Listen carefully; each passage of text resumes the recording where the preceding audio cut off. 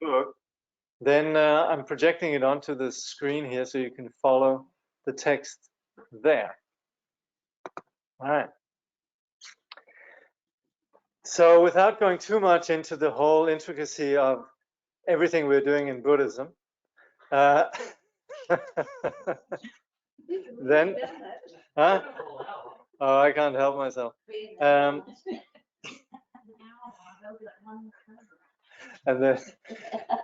then so much of what we're doing here is actually discovering how our experience is constructed.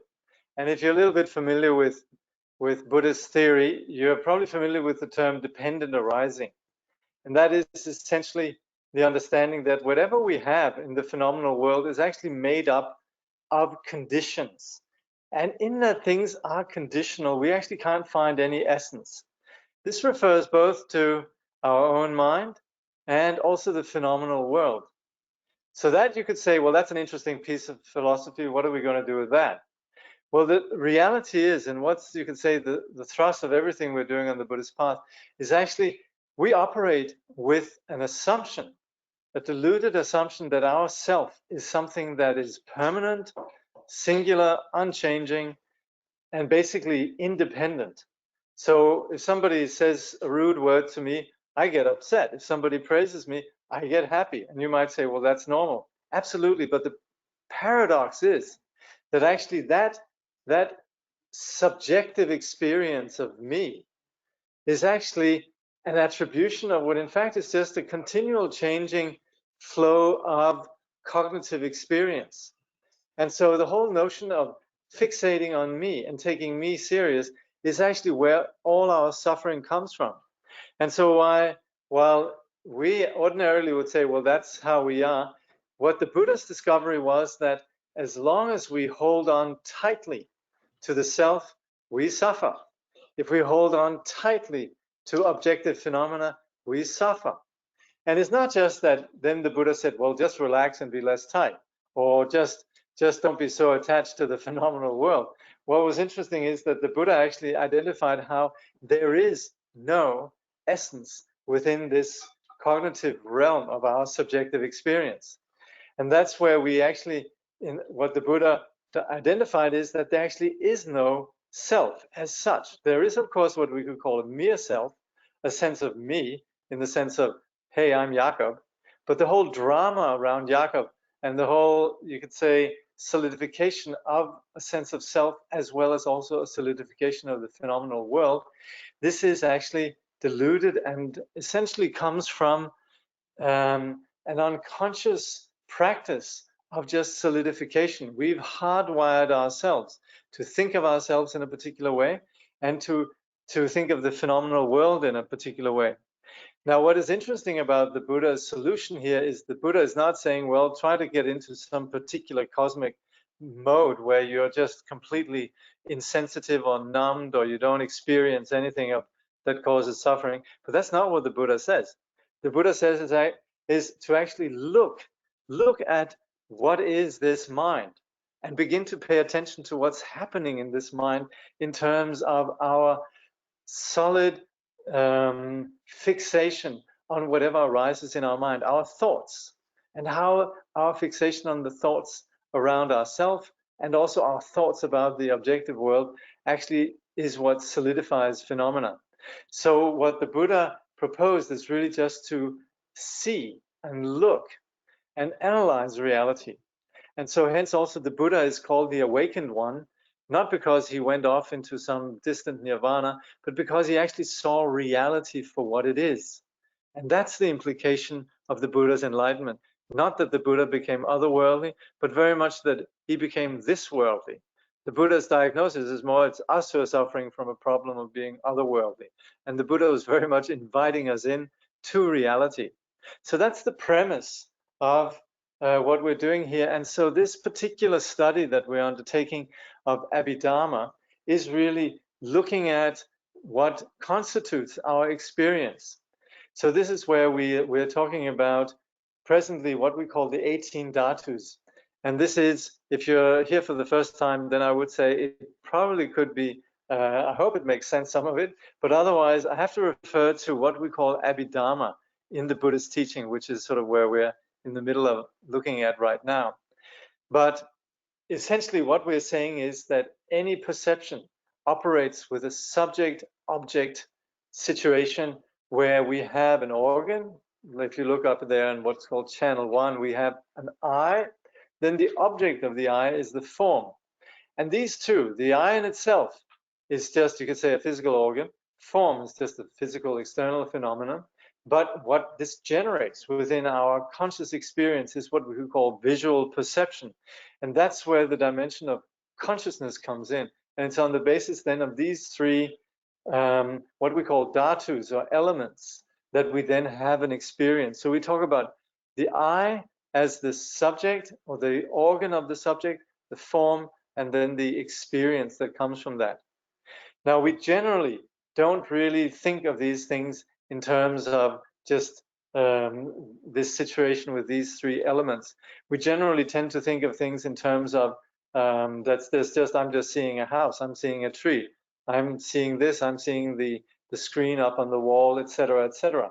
So that's where this way of dividing it up is actually beginning to be sensitive to how our experience is founded on these three dimensions or these three elements. So what we do with Abhidharma is that we begin to look at these and become sensitized to the process. And it's in being aware of this process that we also see the constituted nature of and the dependent, or you could say conditional nature of our experience. And this then is what leads to what we could call vipassana, a wider perspective. Rather than us just being immersed in a particular experience, it's more about us actually beginning to be aware of the elements that are taking place. We're looking at something. Each of us is right now looking at something. We're having a perception of the object. We're seeing it. We're then generating an image in the mind. But on the basis of the image that's generated in the mind, we're not just saying, I'm seeing the wall, I'm seeing the screen, and so on. We're actually beginning to think. We're beginning to generate conceptions. And so it's not just that we're seeing the object itself. We're generating conceptions, and that then become the basis for like and dislike and so on.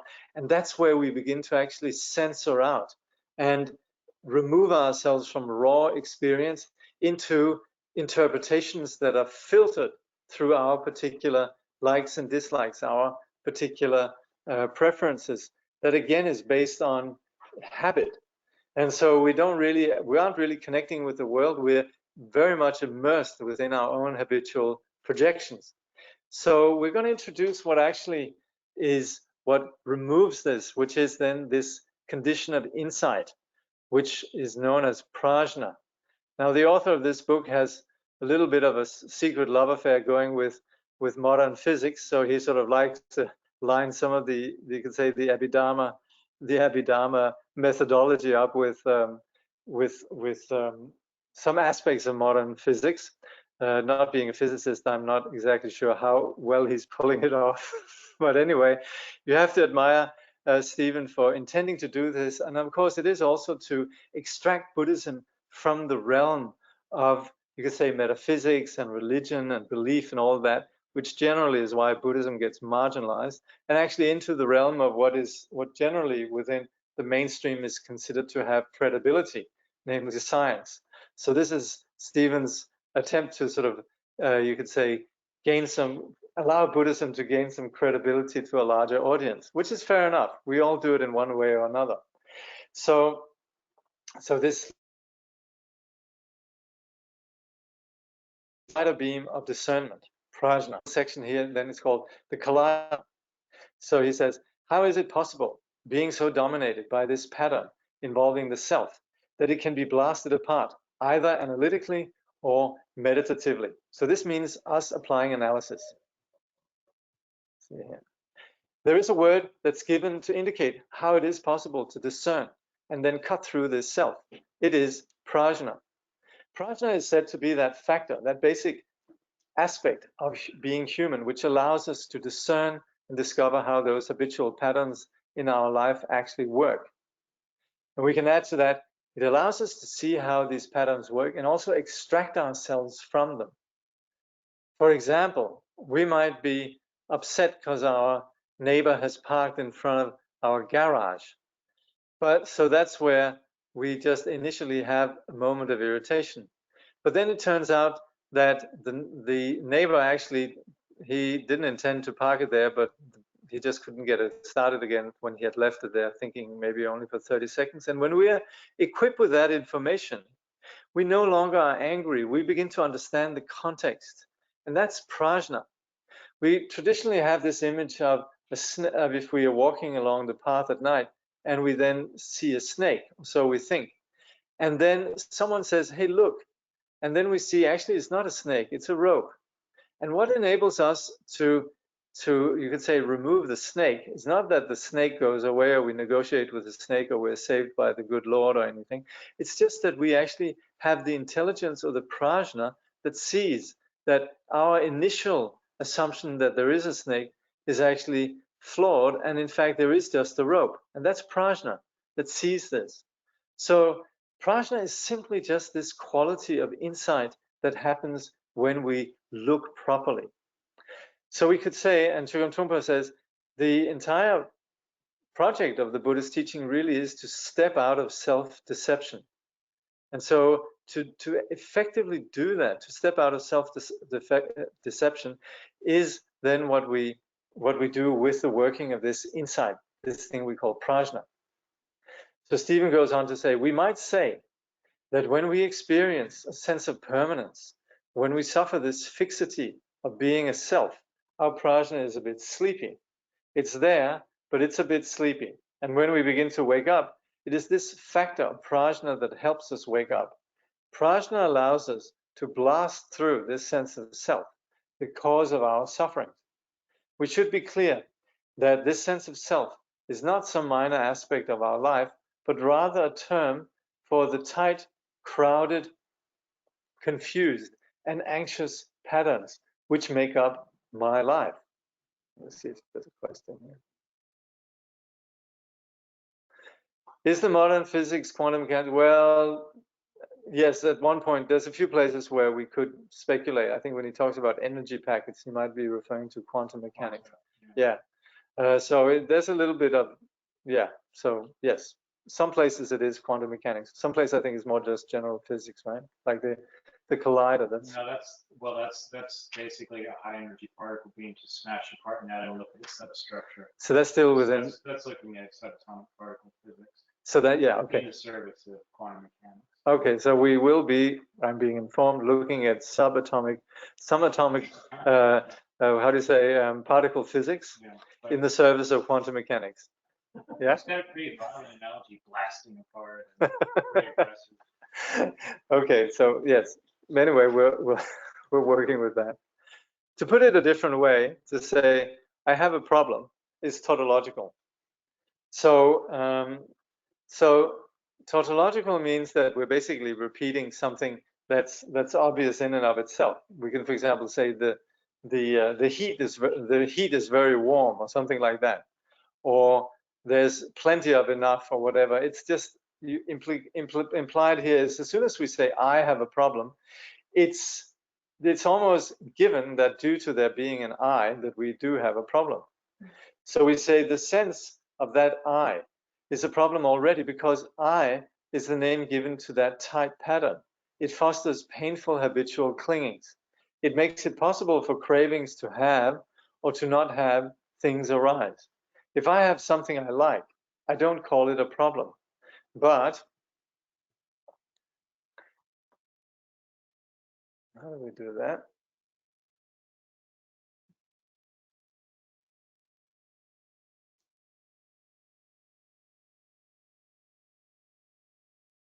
I don't call it a problem, but even if we have something, we're afraid of our separation from it. We don't want to be separate from the stuff we like, and we don't want to be connected to the stuff we don't like. Prior to that, there is already a tight difference, a holding pattern, and that's called self. The good news is that this can be cut and blasted through. So like someone was saying, it's a rather sort of aggressive image, but what we very often say, we do use the word cutting through, but of course what we're really just applying here is insight. We're simply just seeing through what is a hoax. But of course, to penetrate it effectively is where we're then using this image of blasting through. Sorry. Yep. Yeah. So it's cutting through like Manjushri's sword, which So in the context of, you could say, Buddhist iconography, you often see Manjushri represented with a sword, and of course this sword then implies this quality of prajna. So the good news is that the affliction can be removed. It can be cut through. The bad news is that it's not necessarily quick or easy. So of course, in the various Buddhist vehicles, there's different ways of doing this. Some are quicker, some are not so quick. But the bottom line is, like Steven says, there are very precise techniques, both meditative and analytical, for breaking through or making more spacious this type pattern called self. What is the footnote 110? Yeah, it's a little. I looked at it earlier. Sure. So he says one of the differences between the Shravaka Yana, Mahayana, and Vajrayana is how long it takes to blast through the pattern called self. According to the Mahayana traditions, it only takes 7 lifetimes to cut through the pattern. In the Vajrayana, they say it can occur in this body in this lifetime. But that's not exactly accurate, actually. In the Mahayana, I'm afraid 7 lifetimes won't do it. But anyway, the point really is that according to different vehicles, there's different times for doing it.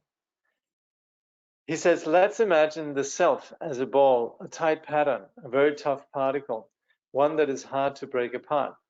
Let's say it's like an atom. And let's say that one had a very powerful collider beam, a powerful coherent energy source that could be focused on that ball.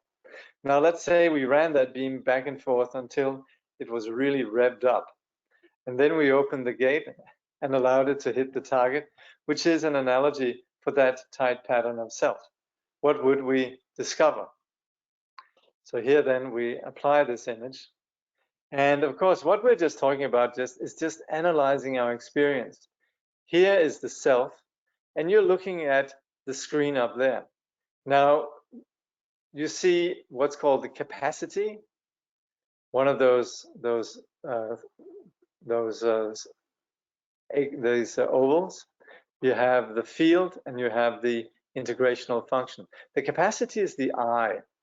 Then the field is then the screen, and your comprehension of what's going on the screen in terms of reading the letters and so on, that's integrational function. So we could say that this relationship that we have with our perception is then basically constituted by these three, and it's all held by this self. So the point here is that we then go into what are the 6 dhatus in terms of, or 6 elements that constitute our perceptions, and these are then what we can see over in column 1: eye, ear, nose, tongue, body, and mind. And what constitutes field or object is then form, sound, smell, taste, touch, and stuff, or dharmas. And the integrational function is then visual perception, auditory, olfactory, gustatory, tactile, and consciousness perception, or mental awareness. So these, when we look at all these together, these are 3 groups of 6. These are then what we call the 18 dhatus. So that's the point here. So Steven says the Abhidharma, according to this analogy, is nothing other than talk about how this beam of discernment smashes this seemingly permanent and unitary self. Then what are the little bits and pieces, or these energy packets, which result from this colliding beam? Let's put some Abhidharma terms on them. The name of the collider beam is Prajna. Prajna in this case is not being used in the sense of wisdom, as a rather spacious expanse.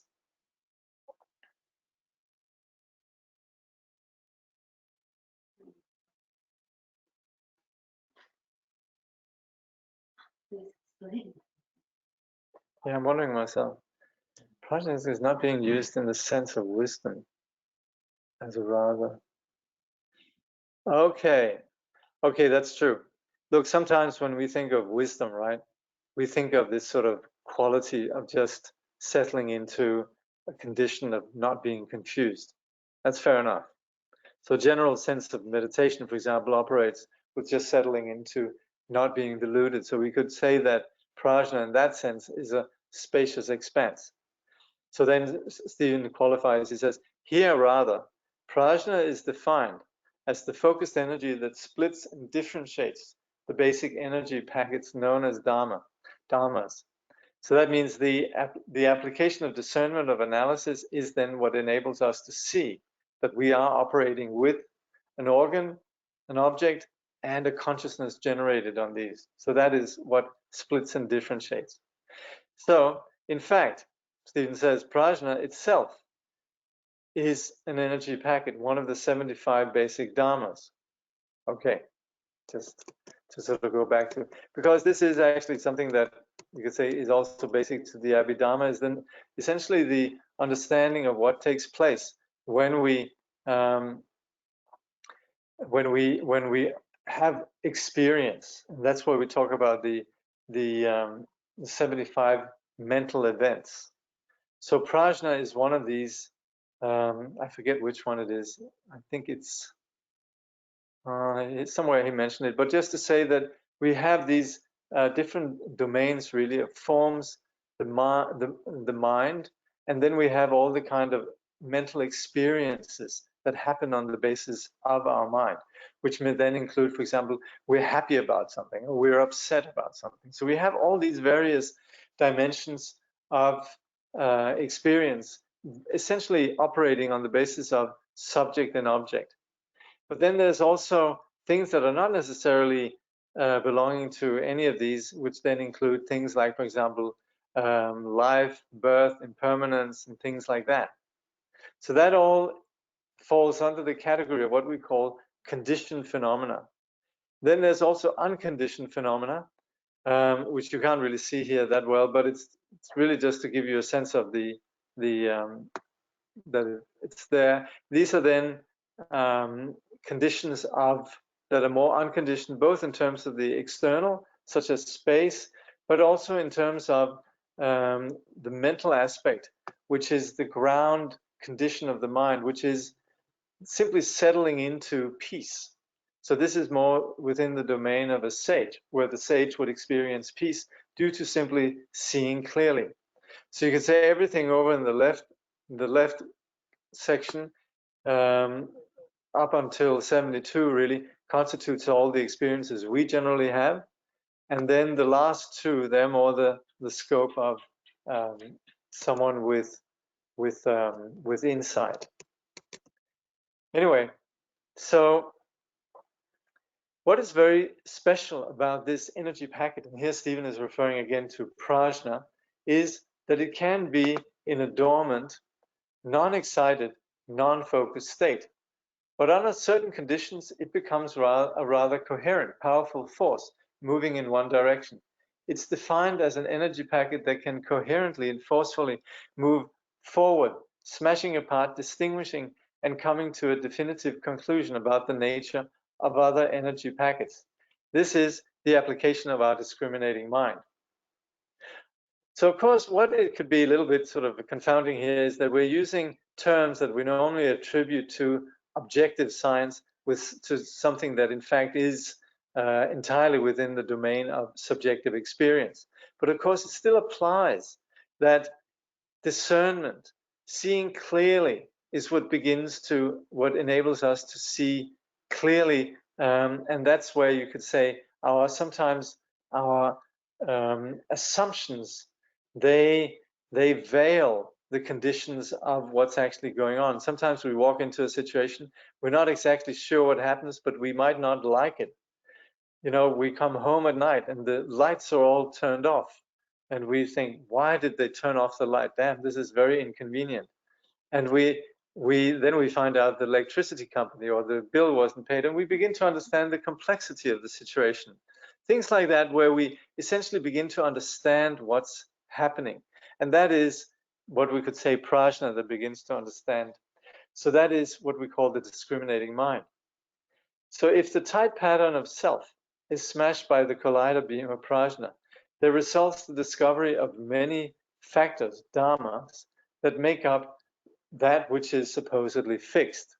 The collider beam smashed the atom of Atman into many subatomic particles, dharmas.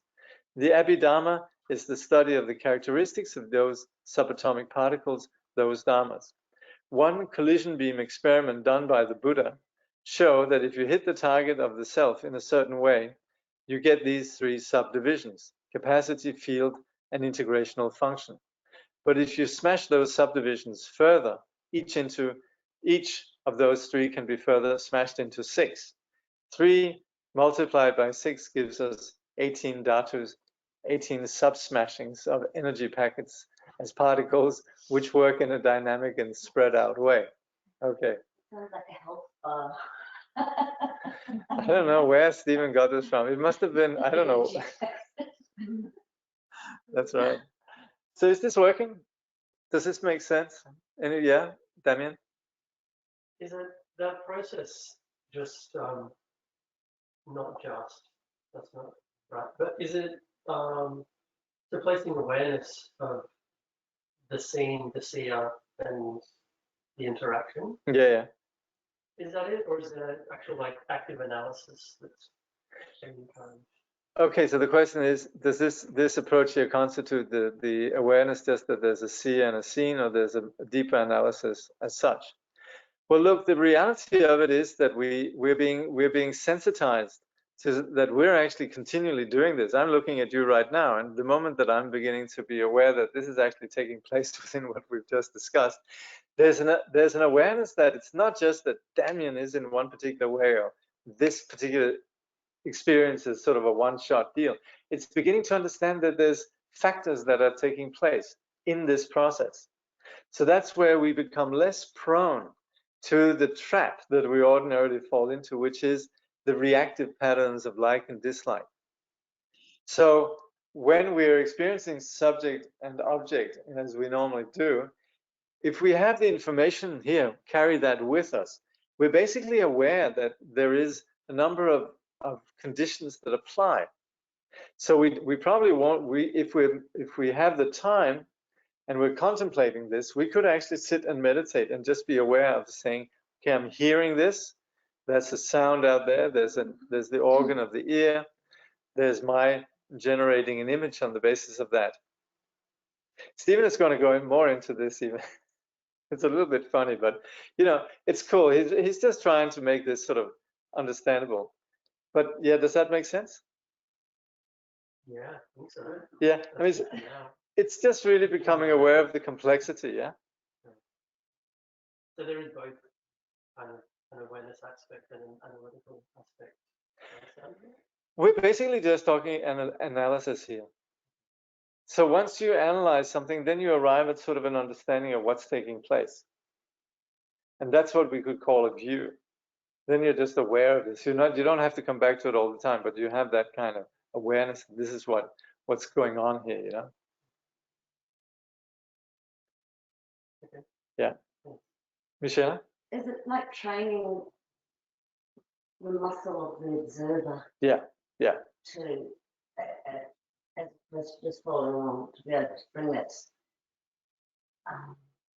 breakdown and start seeing how it's transpiring by not being coordinate with seeing it. Yeah. It's a bit like, I'm thinking like it's really happened in so many situations. But if a child grows up, and as the child grows up, the child becomes more and more aware of this house that we're living in exists due to, somebody paying the rent or having bought it. And the more you grow up, you become aware of this, the garden is being maintained by possibly somebody.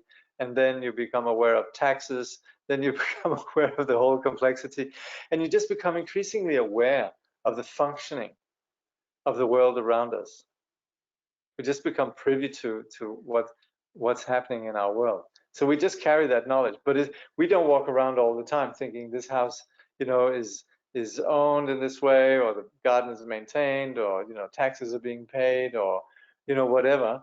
We just know this. So if somebody asks, where does this come from? We will say, well, you know, it was built, or this was paid by, or this exists in a particular way. So it's really just expanding our knowledge of the world. Yeah. Jack? It's okay if you can remember it. To me, it's like the micromanaging of our own delusion.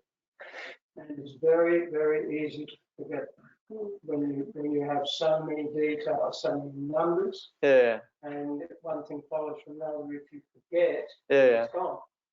Not really. It's for, like I say, so the question is, there seems to be a lot of numbers and classifications, right? And we might forget these. But if we actually contemplate it, we know that we have 5 senses, right? 6. Then we add to the 5 senses, we add the mind, right? So then we understand also that this operates in terms of, you could say, the faculty. There's not a whole lot to remember, but it is something that's just sitting there as a knowledge. Again, just like we know how, you know, where do the roads come from? Well, people have paid taxes for them, etc. So we just know the functioning. So if somebody says, well, the roads were put here, you know, as a miracle, there was aliens that came in and put in the roads or something, we say, I don't believe that. I think this was constructed on the basis of, you know, people paying taxes or whatever. We know how the world operates. So that's all we're doing with the dhatus. So it's not really that there's a whole lot to remember, because once we kind of get it, we just know that it's there. Just like we probably know a lot of things about the world that we don't use. It's not necessarily part of our active, you say, vocabulary in terms of our everyday life, but we just know it.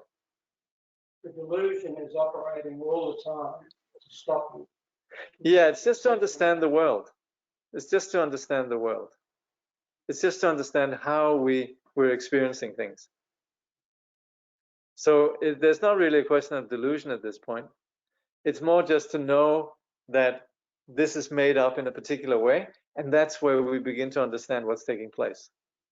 So we're not so easily fooled by phenomena. We have a clear understanding. Huh? Yeah. So that's why we're studying this. That's where this is helpful to begin to understand how we get caught. Okay. All right. So let's see. I think somebody here asks a question. But of course, this is very often something that it's not things that we've thought about before. So it's really just introducing, you could say, new dimension, you know. It's a bit like one of my friends works in TAFE, teaching refugees when they come into Australia, how things work. And these are adults who already had a life, and they already have confidence in their experience and so forth. And they're coming in, and all of a sudden they're being informed about all the institutions and agencies and functioning of this society. So, of course, to function within the society, you need to know these things. But for them, it's completely new information. So it's really just enabling them to understand the workings of the particular situation that all this new information is given. So similarly, also to begin to look at our perception, then we are operating here with the way that it's you could say deconstructed in a Buddhist context. Wonderful first part of teaching from Kenshin Perma Sherpa over the weekend, which provide a practical and simple way to cut through. Amazing. Yeah. Wonderful presentation by Steven. Resonates very well. Good. It's important to know how the combustion process in our car works to minute detail in order to drive. And do we drive better then? Well, it's just for us to be able to have faith in the car. So, for example, in meditation, you're being told to not get caught up in the aspects of, you could say we're being taught not to get caught up in the appearing aspects of the mind. Whatever arises in the mind in meditation practice, you're being told to not fixate on it. But then you might say, hey, wait a minute, these things that appear to me, they seem very real. And so that's where it's actually very helpful to be shown that they're not as real as they appear. And once you have that in place, then you have faith in the method, which is then to not fixate on whatever arises in the mind. But initially, then you need to actually be shown that all these things that we normally fixate as being real, they don't actually possess any inherent existence. So that's where it's helpful to have this insight, because it gives us faith in the nature of the process. So just like I have, for example, naturally have faith in the combustion engine. So I don't need to know all the details.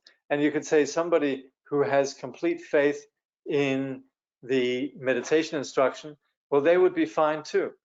But for us who are new to meditation, who want to actually understand how this works, and for example, understand how the Buddhist teaching works, where does it derive its methodology from, and in generally who are critically thinking, then we have the study of Abhidharma.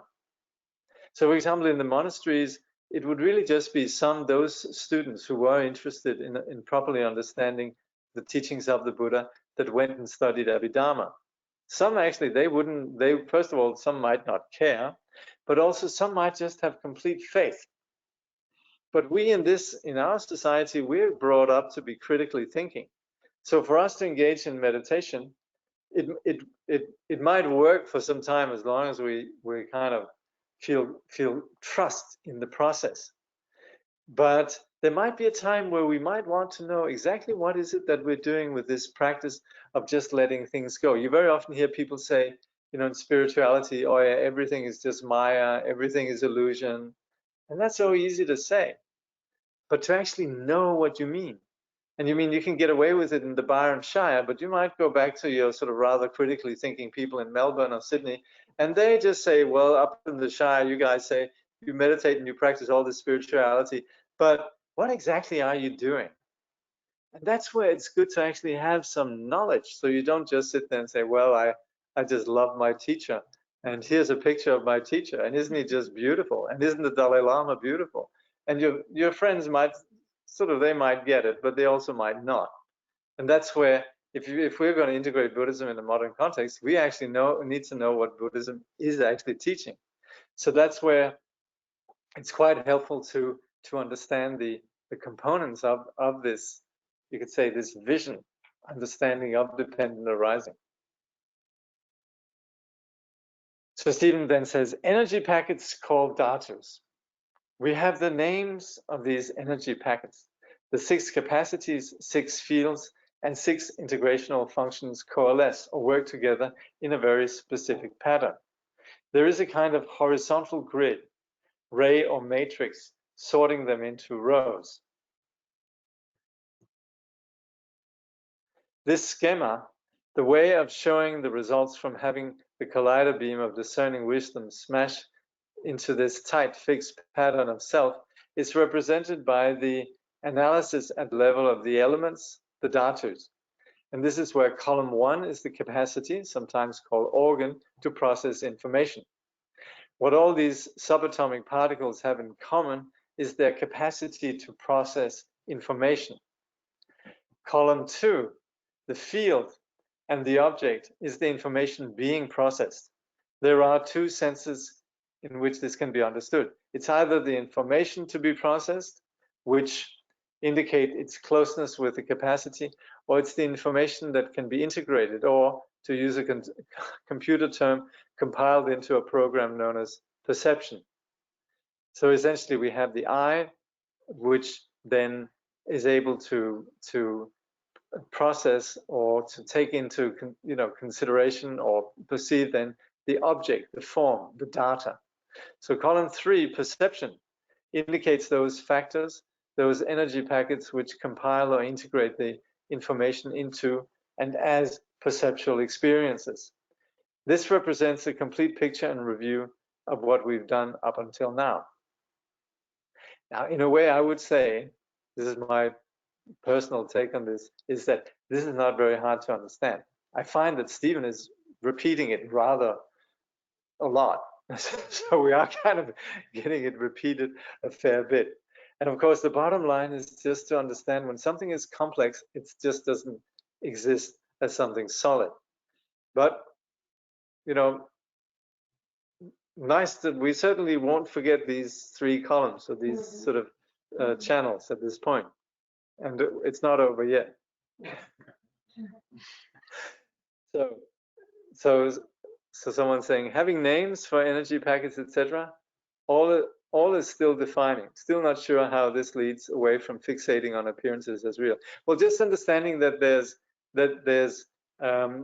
is not what Steven's agenda is, which is very valid, is deconstructing the assumptions of solid, something as singular, to seeing just, I had this dreadful experience today, for example, we say that, right?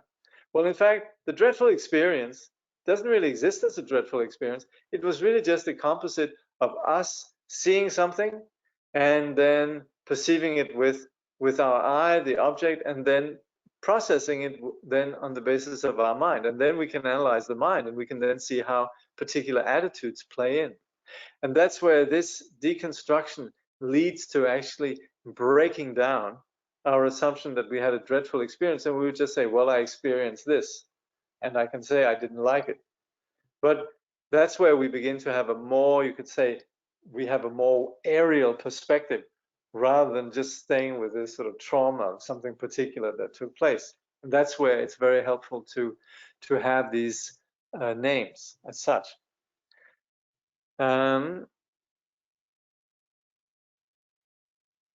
So then, yes, what you state is understandable. I guess the repetition is also what I question. Yeah, well, you know, Steven has been teaching this for many years, and I guess he's found that this was helpful. So, you know, let's just give it the benefit of the doubt and keep going, see what he comes up with. Oh, yeah. Yeah. I mean, yeah. You know, a kid ran in front of a car and you knocked it over. That's a dreadful experience. Yeah. Doesn't matter how you unpack it. Yes, yeah. I saw that. Yeah. So you can't negate there are dreadful experiences. Absolutely. Yeah. No, there are dreadful experiences, definitely. So, perception. So earlier translations of column 3 sometimes use the term consciousness. For example, visual consciousness for Dhatu 13. So that's where we have the object, the experience of the object of form. He says, but I think that perception or perceptual awareness is closer to the Abhidharma use of the term in Dhatu analysis. So we can use that term as well. Perception here specifically means the minimum conditions that must be present at the level of cooperating energy packets for there to be a moment of seeing, hearing, smelling, tasting, touching, or other. And remember that other, channel 6, includes such things as cognitions, general, analytical, emotions, primary, secondary, and so forth. So that is where we see something. Let's say we see a child get run over, then we're not just seeing a child and we're like a robot that sees, okay, child run over, beep. That's the place where we obviously have the emotions. So we would have the horror and all the kind of the trauma that comes with that. So this is where you could say channel 6 then operates. So of course, this is not about being unfeeling, but it's just understanding what it is that takes place. So the level at which we have access to this schema as living, reflecting, and feeling human beings is a moment of perception. But generally, we do not have access to 1 to 18 to each single dhatu. These interactional dynamics, which are quite specific, are not accessible to us on the level of experience. And that's why we can say the moment, for example, right now, you're looking at the screen, but then again, you're also hearing me, and you might also be thinking, gosh, it's cold or it's hot. It seems we all agree, actually, we couldn't figure out whether we're hot or cold today. It's a strange day. But we have multiple experiences of all of these 18 dhatus happening all the time. What we tend to think is that we're seeing and hearing at the same time. And one interesting thing about the Abhidharma, which also I think we find in Western epistemology, is that actually we are having the moment of seeing is separate from the moment of hearing. We're just going back and forth. We're oscillating very quickly between these modalities. So we think as we're watching a movie that we're hearing the sound also, but it's actually going back and forth.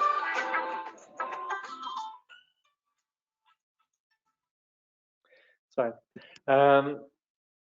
Actually, it's just moments of consciousness between each of these different faculties. So we go rapidly between these. Most people can't get into what's actually going on there. It's enough to say that there is a moment or a situation of seeing, hearing, smelling, tasting, touching, or other things, meaning the mind. This is said to be a full and complete way of describing accurately one situation after another. There's nothing missing. And this is actually also quite good. There's one thing about this, is that it actually covers all aspects of our experience. Becoming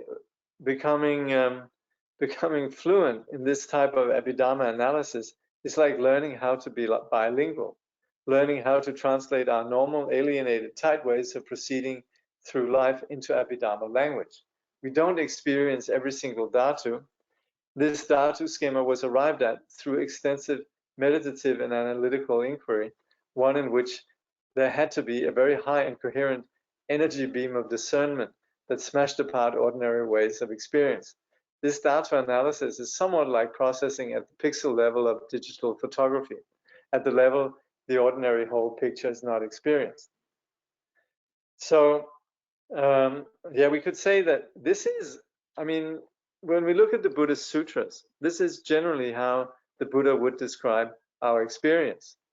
So this is what is, you could say, this is universal in Buddhist analysis of phenomena, and it could be said to come from a deeper meditative experience. But I think everybody more or less can see how this applies in our immediate experience. So it's not as if we're talking about something deep and mystical. It's in fact what we can see and what we can verify in our own experience all the time. So Steven continues, in what follows, I will refer to each row simply as channel 1 to 6. If we're broadcasting on channel 1, we are having a moment of seeing, or using the language of film and cinema, a frame. So he says, I'm trying to help us become bilingual. That means being able to go from our ordinary experience to an Abhidharma analysis, both intellectually and meditatively, and then from an Abhidharma analysis back to our ordinary experience. Now, what's the advantage in that? According to the Buddha, being able to have experiences at this level already indicates a bit of spaciousness. Becoming bilingual already changes our brain a bit. This is also now a growing literature on the effects of meditation on the brain. So yes, the moment that we can see how the experience is constituted, we're less held by it. Moments of a meditator. As a way of speaking about moments or frames of our experience, and to make us a bit bilingual, I have indicated 10 moments. Okay. I will write. Sorry. So there you have it. All right. So look, it has these dashes, right? There's 10 moments here. Now the first refers to the channel. The second, after the dash, refers to the moment. So the second one, what Steven is saying here is 1/1, 1/2, meaning that you're having 1 in the first moment, the second moment, and the third moment, and then in the fourth moment you're having 6. In the fifth, the sixth, the seventh, and the 8th, and the 9th, you're also having 6. And then finally you're having a 1 in the 10th. So the first is, if you have 1-1, 1-2, 1-3, meaning for these first 3 moments, we're in the realm of the I, right? We're using the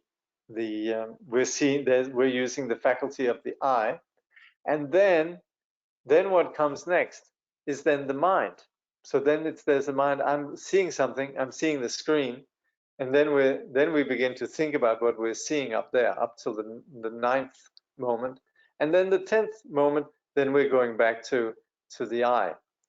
So Steven says, The first 3 moments consist of firings of channel 1, 3 moments of seeing. Then the next 6 moments are firing of channel 6, some general analytical cognition or primary or secondary emotion, followed by a return to channel 1. Yes, Modita? This sounds like a stupid question, but No. what exactly is a moment? That's a very good question. The question is, what is a moment? Wow, that's really valid, because it's not as if it's like we're talking about 10 minutes here. We're actually talking about just an instant. And a moment in Abhidharma language is actually a microsecond. So we could have microseconds in which we're seeing something, and then we're thinking something, and then we're seeing again. The standard, I think I mentioned this before, way the old Indians would define a moment is actually the time it takes for a nail. If we hit a nail through a stack of 64 leaves, dry leaves, then the time of penetrating one of these 64 dry leaves by the nail, that's what we call a moment. One length. Yeah. So it's instantaneous. So that's why also where we talk about frames, it's very fast, right? Isn't that specifically a moment of awareness, though? A moment is just a duration. Yeah. A moment could go for That's right. a couple. That's right. So we have different moments. That's right. So we have 2 categories. What is it again? So we have Kechigma, and then we have moments in terms of essentially what we could call time, but then we also have moments that we call moments of completion. And that's where we would say, for example, this world is just a moment. It's a bleep within the nature of the universe, right? But it is the time from the origin of this planet, let's say, to the dissolution of it. That would just be called a moment. So you're right. A moment could be an eternity or an eon. But then that's what we would call the moment of completion. It means from the moment of something comes into existence, relatively, and until it completes, then we would call that one moment. So Abhidharma talks about different ways of measuring moments. Yeah. So you're talking about a different kind of moment. So there's different ways, but here we're more just talking about you can say the measure moment. Okay. So this analysis is done in order to tone up our capacity to notice which channel is firing. Such analysis does not engage in the content of the experiences, only to become aware of which channel is working, to demonstrate that it is possible to become aware of what channel you are broadcasting on. Now this is interesting, because we do say that the arhats, they are aware, as great meditators, they would be aware of what we call subtle impermanence. That would mean that they would actually perceive these very fine moments in condition of samadhi. So they would be very aware of how, for example, if we look at an object like the table, we would say, well, the table is just there. But somebody who has this insight is actually able to see the momentary impermanence of this.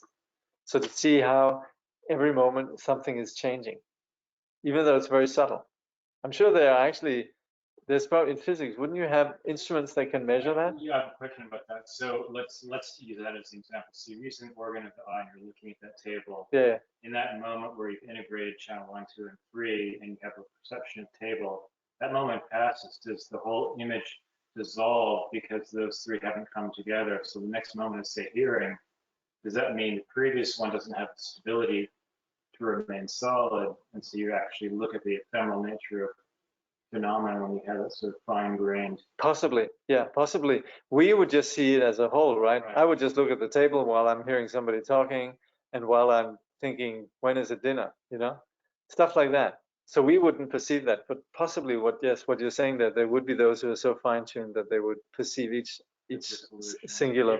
The stability requires that integration. Yeah. And if your awareness is fine enough, you'd notice that the solidity was disappearing, flickering in and out. Yeah. You know, we're talking about something that is so not part of my experience.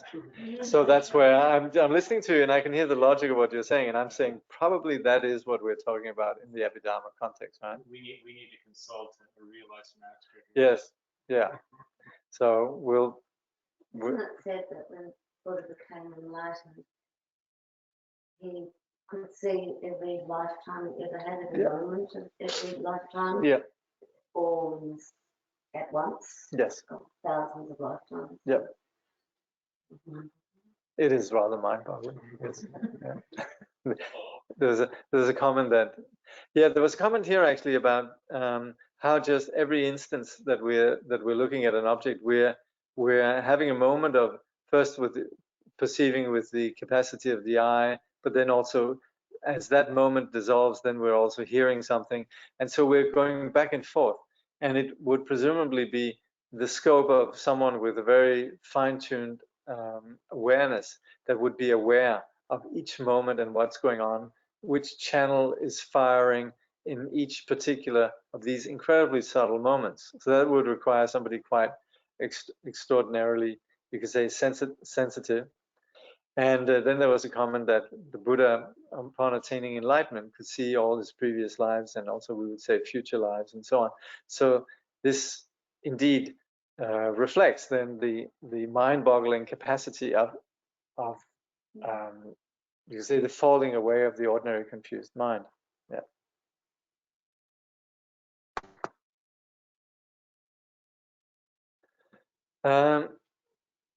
Okay, then somebody asking, why is it 64 leaves? And that's what you're going to have to go back to the. You're going to have to go back to the Institute of Technology in the old Indian universities and say, why did you decide on that one? Yeah, but anyway, is the time the nails pierce all 64 leaves defined as some other unit? Well, it's just trying to, you could say, give an image. I would say it's more, you could say, heuristic, or for the purpose of the argument, or for the purpose of enabling us to think of a very short moment of time. So that's where the Indians, they give this image. So there's not, I don't think this has anything particularly to do with numerology or anything. It's just really to indicate an incredibly precise short moment, the time that it takes for the nail to just penetrate one leaf. Yeah. Okay. All right. Well, I'd like to thank everybody for hanging in there. And as much as this is a curious study, I hope you appreciate what we're aiming at in terms of where this fits into our experience and where this could be quite helpful, actually. So, so I think we'll stop here at this point. And yeah, no further questions in the live studio audience. Very last between, what was it, 75 and 76, was this very last two in the non-conditional that you, what's the difference between those two? You're asking me? Yeah, 74 and 75. Let's just see that. I'm not sure I can answer that. Cessation not due to discrimination. Cessation due to discrimination. Well, I think probably the first is just, is one that sees the non-existence of a phenomena, and the other is just that that a given phenomena just exhausts itself. I think that's all that is implied. But let's just use that as a place marker. Okay. There might be a more sophisticated answer to that. Yeah. Okay.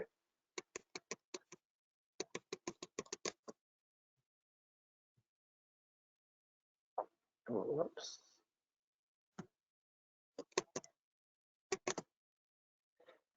So by this merit, may all attain omniscience, may it defeat the enemy wrongdoing. From the stormy waves of birth, old age, sickness, and death, from the ocean of samsara, may all beings be free. May bodhicitta, precious and sublime, arise where it has not yet come to be, and where it has arisen, may it never fail, but go and flourish evermore and more. Thank you. We'll just take a 2-minute break, and then I'll say a little bit something about the practice of meditation. And after that, then we'll do some meditation practice.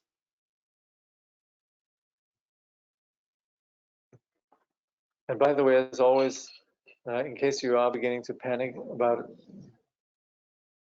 dinner, then you're all invited there. I think we're cooking up some dal and rice, so there will be something to eat afterwards. Okay.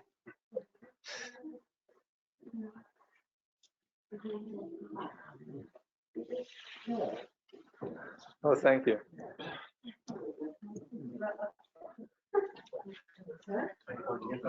Hmm? I'm doing good. I'm doing good.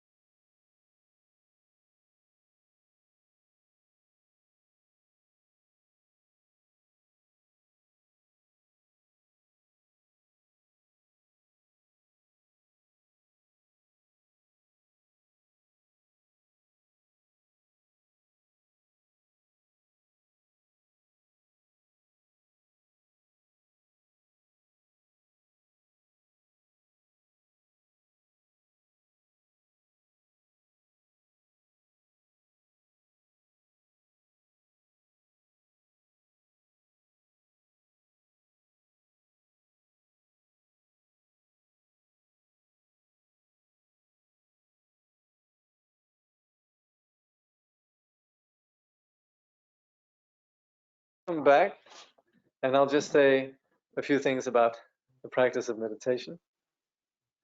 So, in the present context, then what we're doing with studying the teaching and studying how everything that we experience is in fact constituted by different elements is very much enabling us to be less caught up in a perception of phenomena as being solid. So the bottom line, which you could say is surprising to many of us, because we would say, well, our world, of course, is constituted of many different elements. But actually, we would say that because phenomena are dependent, they don't possess inherent existence. And that's where we somehow overlook ordinarily that the mind takes phenomena at face value and as being inherently or solidly, singularly existing. And that's where all of this analysis is really about us beginning to see that while we do have perceptions of phenomena and they do function, we also need to understand that they actually cannot be grasped. They don't have ultimate inherent existence. And that's where there is a discrepancy between the way that we see things and when we analyze how things actually exist. And that's where the Buddha identified that it's not just that we get things wrong, but we actually suffer on the basis of that.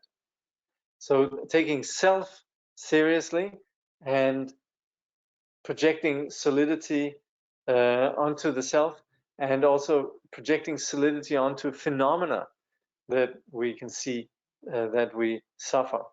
So we approach this, we can understand this. I mean, very often in the Buddhist context, this delusion is exposed on the basis of analysis. So that's what we're doing in the Abhidharma. But we can also, on a more intuitive level, in terms of our personal experience, we can see that when we are taking ourselves very seriously, uptight, and have a very sensitive sense of me, we're more prone to suffer than when we're more relaxed. And we can see this, for example, if we get what we want, then if we're uptight and we don't get what we want, then we're very upset. But if we're relaxed, then actually we have a very sort of, we have much more ease around that fact. So that's where we can intuitively begin to appreciate how the uptightness of the tightness around ourselves actually leads to specific degrees of suffering.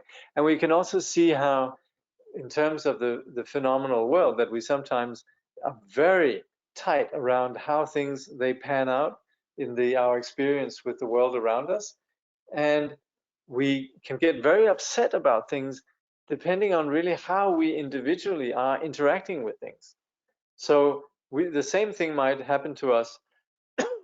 Somebody might steal our parking place, or somebody's rude to us, or whatever. Somebody insults us. And if we're relaxed, then we're just like, oh, well, that person who's insulting me is just having a bad day. And we're sort of a little bit, you could say, beyond the ordinary self-centering. But if we're very self-centered, then we're completely oblivious to the other person's situation, and we're just completely focused on how we ourselves are perceiving that. So we can see on both an analytical and on a intuitive level, the way that we project solidity really leads to suffering. But that, in fact, is what constitutes an intellectual knowledge. And so we might know this, and we might also say, well, I'd like to be more relaxed, but how exactly do I do that? And that's where it's not enough to just have a moral place where we say, I should be more relaxed, or I should be less self-centered, and so on. Because what, of course, the Buddha taught, actually, we can cut I'm going to cut the transmission to that. It's not much point, really.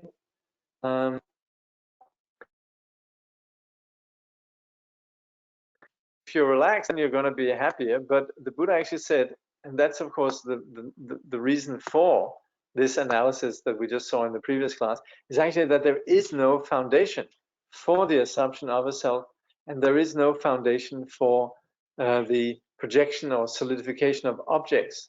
And that's where we're not just saying it would be better to be relaxed, but we're actually saying that the object that we get uptight about and also the perceiving subject actually doesn't have any reality. So in fact, what we're doing, Stephen, I don't know if you could just turn this on. The reality is that we continually are attributing a solidity to something that doesn't have a solidity. And that's where the mind that ordinarily, thank you. So that's where we ordinarily get caught up in our perceptions and solidify how things play out on the basis of our thoughts. And what we just saw here, actually, what happens when we see something, then there's a process in which the mind then solidifies something. Let's see, I see a tree. But it's not just that I see a tree, I then begin to go into a narrative about the tree and solidify this perception in a particular way. This, of course, in a tree, it's rather neutral, but there might be things that we think about and that then drives experiences of anger or attachment or jealousy or whatever it might be that create afflicted states of mind. And this is all on the basis of us subscribing to the thoughts that are arising in our mind. And then it's not very helpful if somebody just comes along and says, hey, just let it go, you know. Oh yeah, you're having these thoughts, but you know, just relax. Don't worry about it. You know, this is very often what we do. That's very difficult. You know, if these thoughts are persistent, then it's like not very helpful. Somebody says, you know, just let go of it.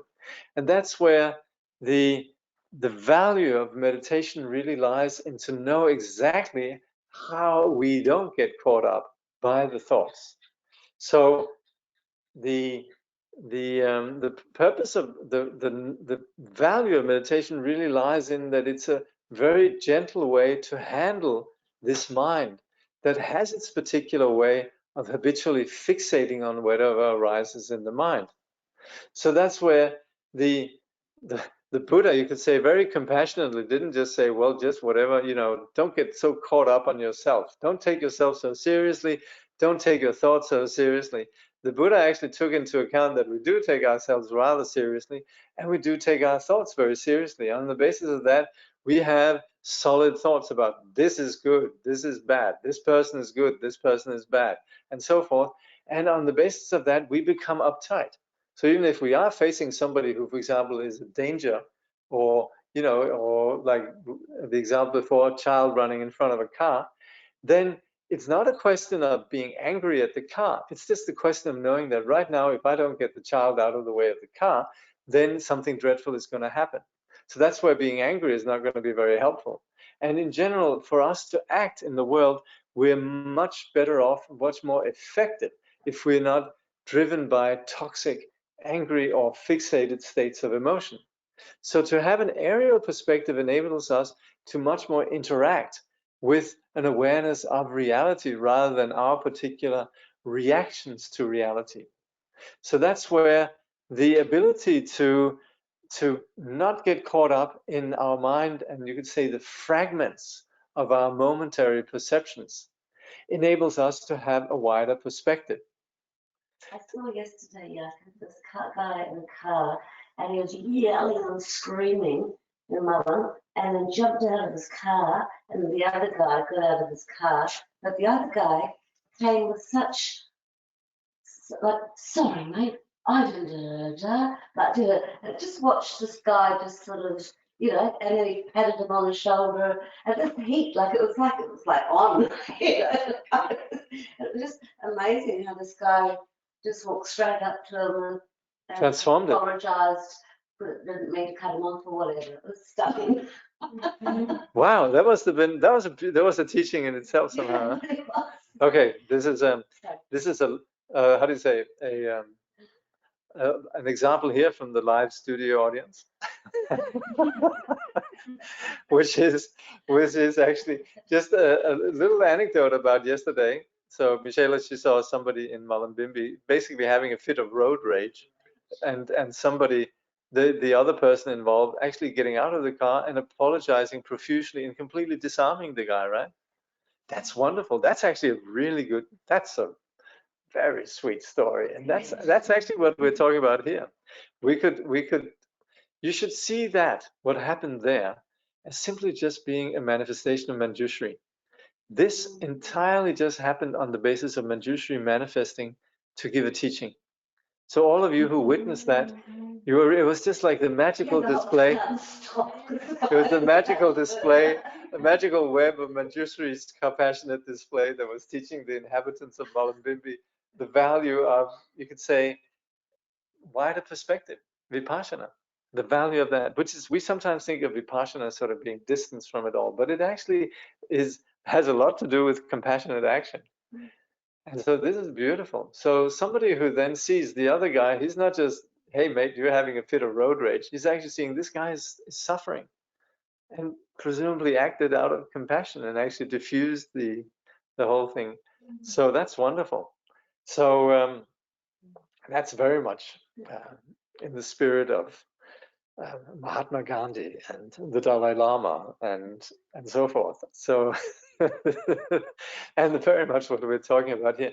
But that's where you could say, that person who got out of the car and who was so chilled, that person might be genetically disposed to be in a particular way. Actually, right now, today in BBC, there was, who was it again? Was it Bill Shorten or somebody who was, there was a comment that was made about some of the misbehavior that is now being exposed in the Australian Parliament, right?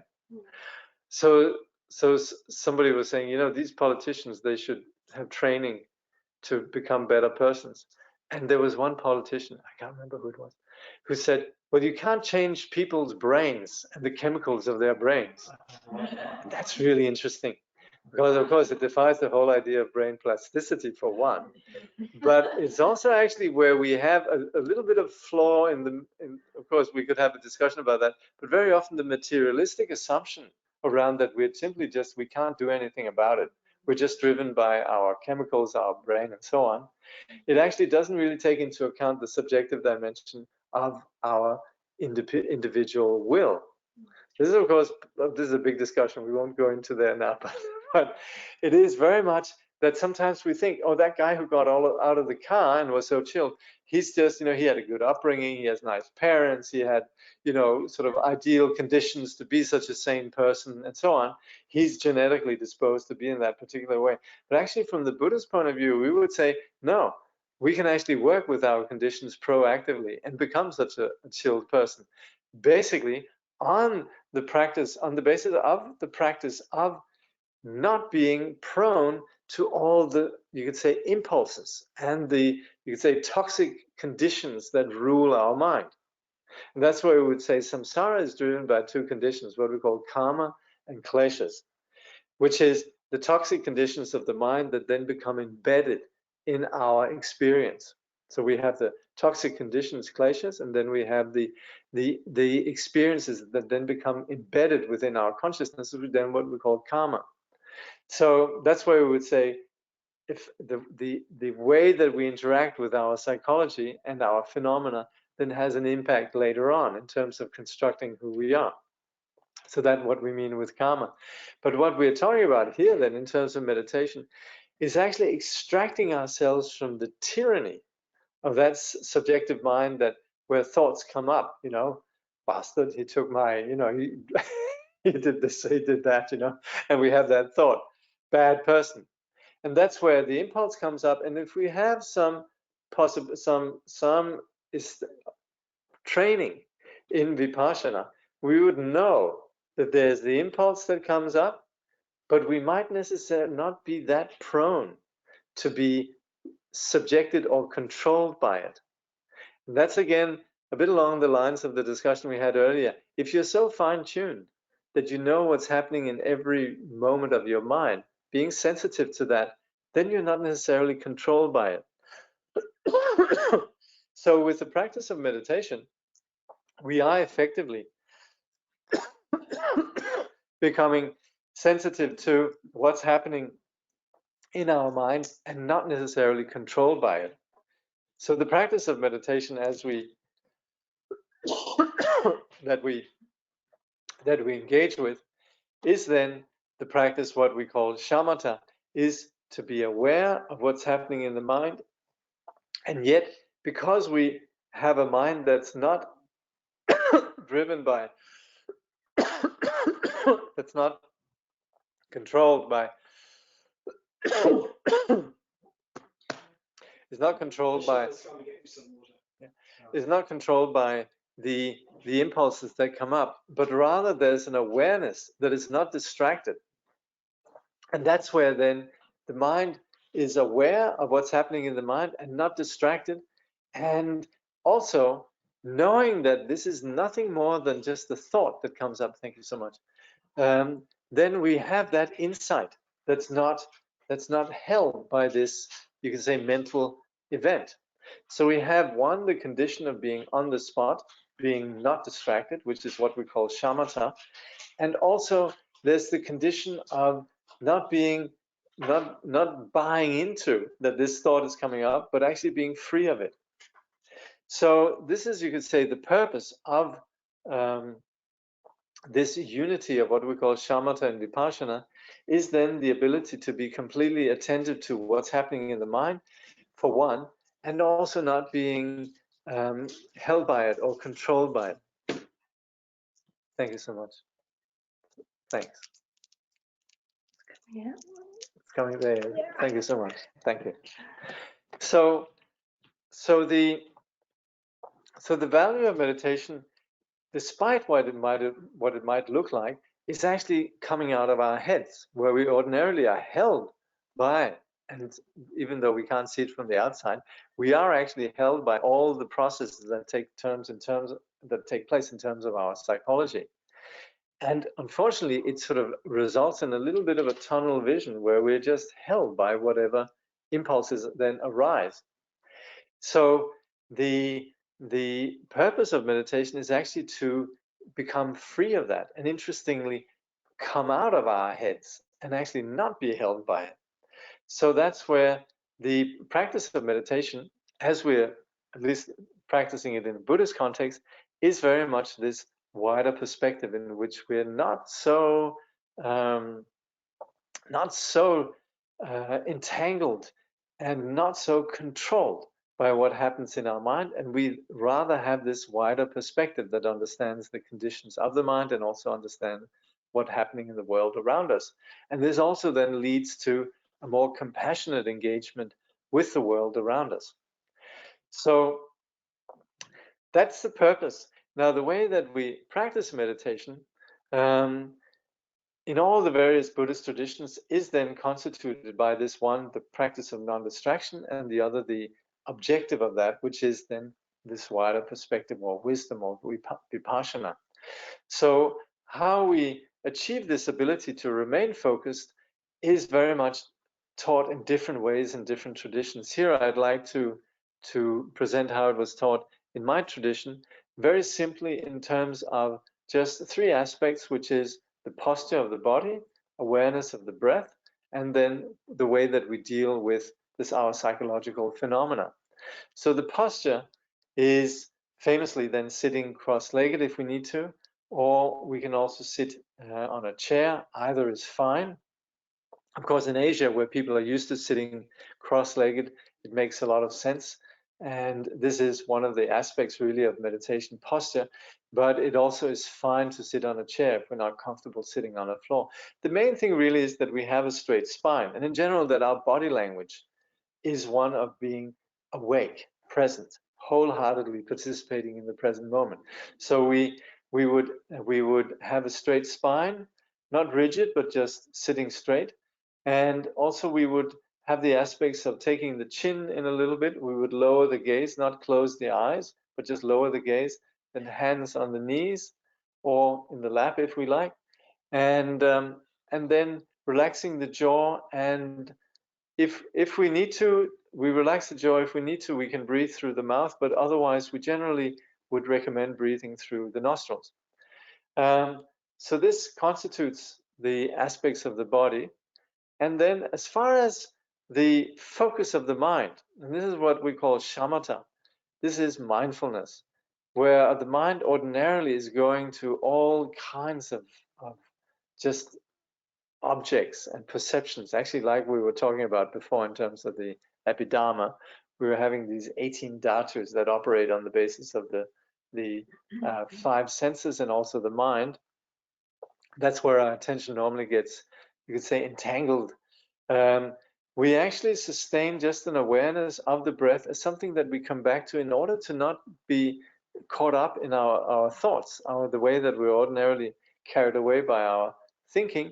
Just coming back to very much to a point of reference enables us to stay focused and present. So here we focus on the out breath, just as the breath exits from our nostrils. We're just aware of that. And then we relax as we consider the breath fusing with the space in front of us. And then we breathe in again without necessarily focusing on that. And again, particular focus on the out breath. So in that way, the mind is then essentially coming back continually to this awareness of the out breath. And the third aspect then has to do with the mind, because where we ordinarily are distracted, then here being present, then being aware that there's thoughts coming up. It might be the thought that it's raining. I wonder if we're going to be flooded in. Or I wonder what's for dinner. I wonder what the dal is going to be like.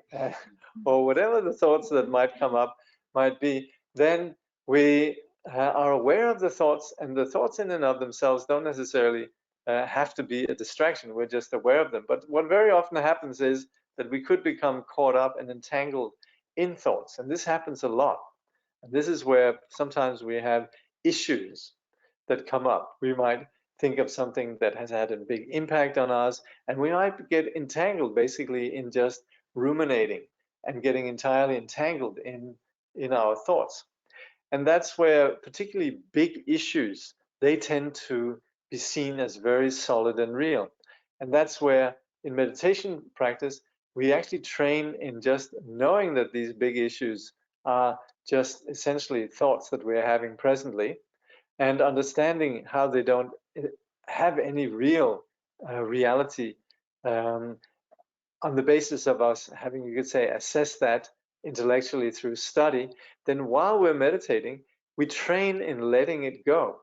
And that's where when thoughts arise, we are aware of the thoughts that arise, but we're not following after or fixating on these thoughts. So I might think about my father or some kid that I used to fight with when I was young, or something that just happened the other day. Again, somebody, the same person, snatched my parking space again, or whatever it might be that sort of tends to sort of aggravate us.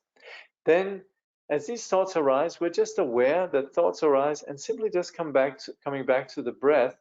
Then the normal traction that thoughts get on us, the normal process of ruminating and getting entangled and controlled by thoughts, actually weakens. The thoughts have less traction, less power over us. And that's where we, going from just have a theoretical understanding of the mind, we actually begin to have actual experience of being able to let go of the thoughts as they arise in the mind. So this is how we generally practice meditation. In the particular context here, when we practice meditation, we invoke the Buddha first. And in all the various Buddhist traditions, whether it's the Theravadan tradition or the Tibetan tradition or Japanese tradition, meditation is generally prefaced with just something that invokes a particular atmosphere. So it might be reading a sutra, it might be reading some text or whatever. In this context, we chant the liturgy that you all have, which is then the practice of the Buddha sadhana, short piece of liturgy. And at the end, when we dissolve the external reference of the Buddha, then we just simply settle into the meditation like I was just describing. Practically speaking, what we do here is we sit for 15 minutes, and then we do 5 minutes of mindful walking, and then again we do 15 minutes of sitting again at the end. So that's what we're going to be doing here. So we'll just take a 2-minute break. I'm just going to rearrange a bit. Uh-huh.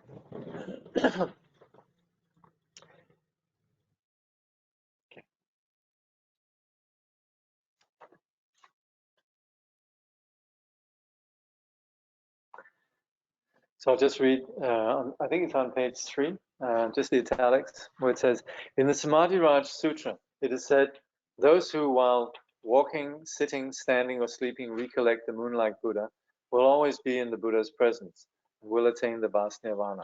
And his pure body is the color of gold, beautiful is the protector of the world. Whoever visualizes him like this practices the meditation of the Bodhisattvas. In keeping with this, we should practice remembering our incomparable teacher, the Lord of Sages, in the following way. In the Buddha, the Dharma, and the Supreme Assembly, I take refuge until I attain enlightenment. Through the merit of practicing generosity and so on, in Buddhahood for the benefit of all beings. In the Buddha, the Dharma, and the Supreme Assembly, I take refuge until I attain enlightenment. Through the merit of practicing generosity and so on, may I attain Buddhahood for the benefit of all beings. In the Buddha, the Dharma, and the Supreme Assembly, I take refuge until I attain enlightenment. Through the merit of practicing generosity and so on, may I attain Buddhahood for the benefit of all beings. May all sentient beings enjoy happiness and the causes of happiness. May they be free from suffering and the causes of suffering. May they never be separated from the sacred happiness devoid of suffering. And may they dwell in boundless equanimity that is free from attachment and aversion. As the union of unborn emptiness and the ceaseless appearances of interdependence, magically there appears before me in the sky, amidst vast clouds of offerings, on a jeweled lion throne and lotus, sun, and moon disk seats, the incomparable teacher, lion of the Shaktas.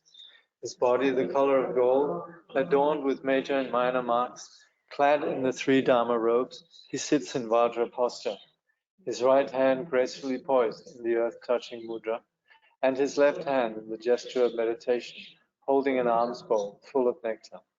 Like a mountain of gold, magnificent he shines in splendor, spreading beams of wisdom light across the whole expanse of space. The 8 close suns, 16 elders, and the like, a vast ocean-like retinue of noble beings encircles him all around. Simply think of him and he grants the glory of the highest bliss, liberation from samsara and nirvana, the two extremes. He is the great being, perfect embodiment of every source of refuge. With your great compassion, you embraced this turbulent and degenerate world and made 500 mighty aspirations. You are as exalted as the white lotus. Whoever hears your name shall never return to samsara. Most compassionate teacher, to you I pay homage.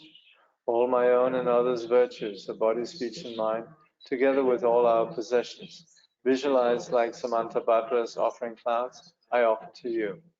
All the harmful actions and transgressions I have committed throughout beginningless time, each and every one I now confess with intense and heartfelt regret. In all virtuous actions of the noble ones and ordinary beings, accumulated throughout the past, present, and future, I rejoice. Turn the wheel of the profound and vast Dharma teachings ceaselessly in every direction, I pray. Your wisdom body is like space and remains changeless throughout past, present, and future. Yet in the perception of those to be guided, you go through the display of birth and death. Even so, let your form body continue always to appear. Through all the virtues I have accumulated in the past, I'm accumulating now, and will accumulate in the future, for the sake of benefiting all beings who are as infinite as space. May you, the sovereign of Dharma, be forever pleased, and may all attain the state of the victorious one, the Lord of Dharma. Living beings like us, adrift in this degenerate age, have no guidance nor protection. Because of your kindness, caring for us with surpassing compassion, every manifestation in this world now of the three jewels is your enlightened activity. You are then our only refuge, incomparable, supreme. So from our hearts we pray with total confidence and faith. Do not neglect the great promises you made in times gone by, but hold us until we attain enlightenment with your compassion. Supreme Teacher, Bhagavan Tathagata Arhat, complete and perfect Buddha, glorious conqueror, Shakyamuni Buddha, to you I pay homage, to you I make offerings, in you I take refuge. Supreme Teacher, Bhagavan Tathagata Arhat, complete and perfect Buddha, glorious conqueror, Shakyamuni Buddha, to you I pay homage, to you I make offerings, in you I take refuge. Supreme Teacher, Bhagavan Tathagata Arhat, complete and perfect Buddha, glorious conqueror, Shakyamuni Buddha, to you I pay homage, to you I make offerings, in you I take refuge. Te yatao muni muni mahamunaya soha. Te yatao muni muni mahamunaya soha. Te yatao muni muni mahamunaya soha. Te yatao muni muni mahamunaya soha. Te yatao muni muni mahamunaya soha. Te yatao muni muni mahamunaya soha. Te yatao muni muni mahamunaya soha. Te yatao muni muni mahamunaya soha. Om Muni Muni Mahamunaya Soha. Om Muni Muni Mahamunaya Soha. Om Muni Muni Mahamunaya Soha. Om Muni Muni Mahamunaya Soha.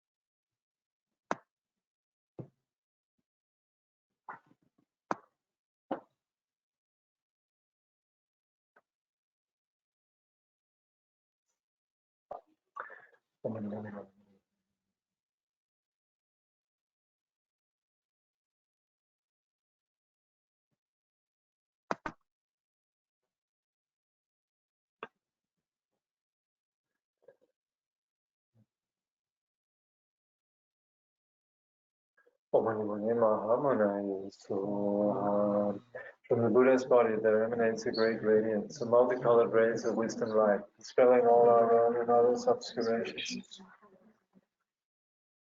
causing all the genuine qualities of the Mahayana path to arise within us, so that we attain the level of perfection from which we will never return again to samsara.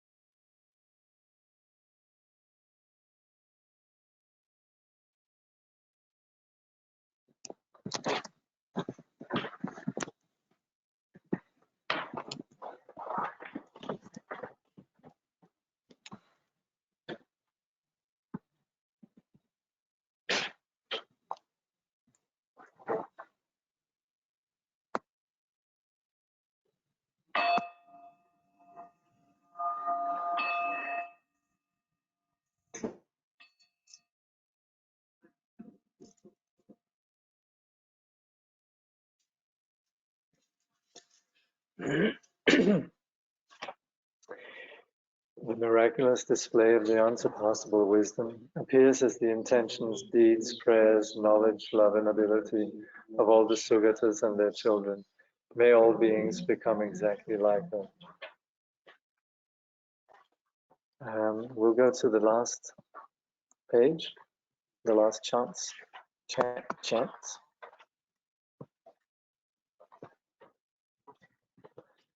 We'll skip the Maitreya chant today.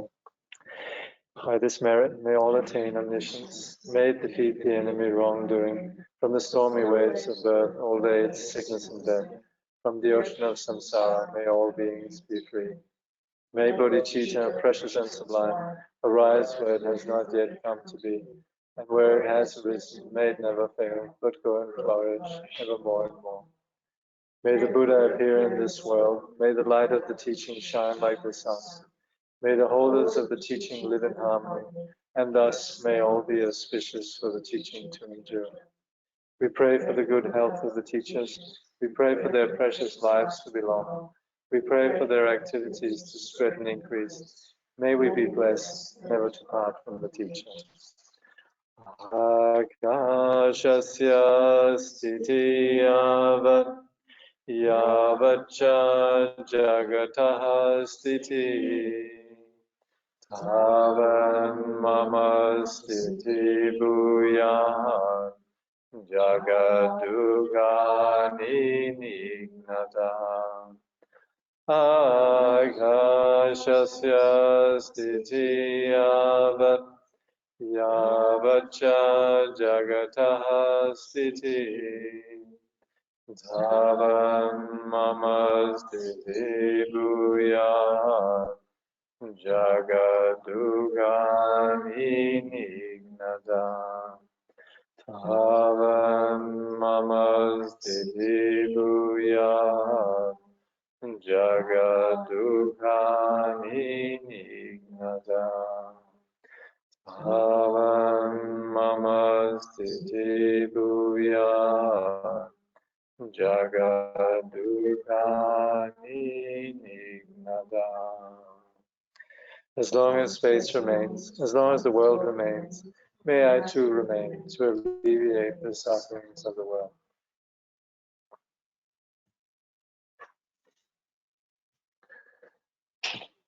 So thank you, all of you, very much. As you notice, as I'm sitting up here supposedly leading the meditation, I'm terribly undisciplined and texting in the middle of the meditation session. But it was actually to ask Jack.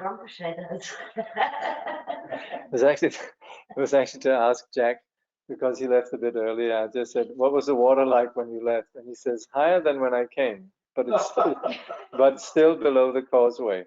He said, "Hard to see in the dark, but maybe 200 millimeters below the causeway on the high side. It's come up maybe 200 millimeters in the 2 hours." So look, there's soup downstairs. No, it's not soup. There's thanks to Tim. Ta-da! We have rice and dal available. So and usually when it's got this slow rain like this, it's normally raining at that same time. So it's not really, but if it started going full, I'd say It's the, By right, allowing this is Those emptying stuff. probably not emptying, but like God, Yeah. close it. But take that big garbage, that whole bit, and then you know that you're all right. So just to let you know, the conditions as they are. Okay, good.